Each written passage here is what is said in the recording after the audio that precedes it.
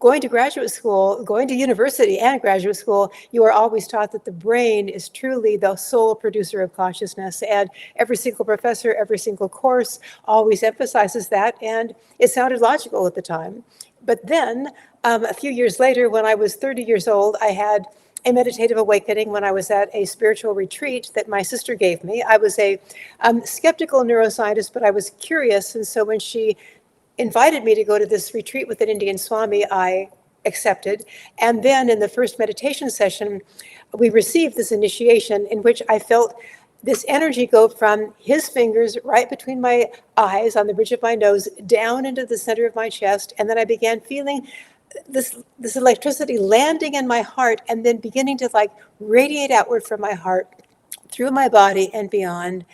And it was a feeling that I'm home, my heart is my home, that I'd never felt before. It was like, oh, this is my home. I didn't understand. And that was accompanied by this feeling of joy, love, really a blissful feeling of interconnection with other people around me. And so I went home from that retreat and thought, what on earth happened to me?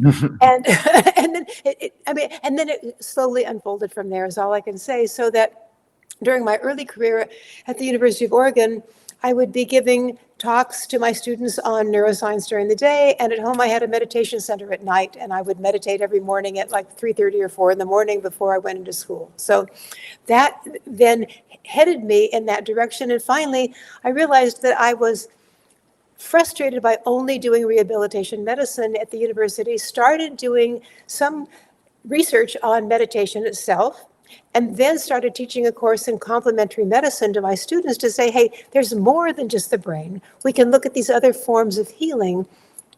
Did that for the last 11 years and then said, it's time to retire so I can move full time into doing this research. And that's when I then wrote that book that you were telling me about and was asked to be the director of research at IONS when I gave my first talk at a conference there in 2016. So that's the story.